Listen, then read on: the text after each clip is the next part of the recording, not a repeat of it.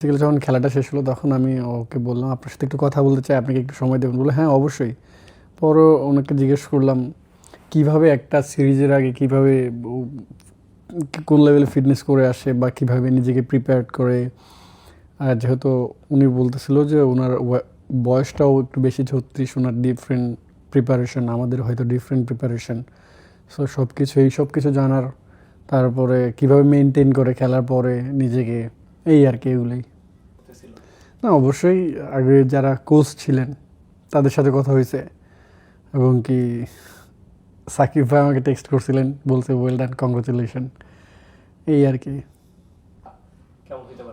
অবশ্যই আমি যখন যেখানেই খেলি আমি আমার 100% দেওয়ার চেষ্টা করি, আর সেটা দেশের মাটিতে হোক বা বাইরের কন্ডিশনে, এবং কি টিম যেটা ডিমান্ড করে বা টিম যেটা ডিপেন্ড করে, লাইক কম্বিনেশন, যদি কম্বিনেশনে অনেক সময় দেখা যায় কম্বিনেশনের কারণে একটু বাইরে থাকতে হয়, বাট আমি স্টিল রেডি থাকি এনি টাইম, কেন আমি রেডি থাকি সবসময় খেলার জন্য।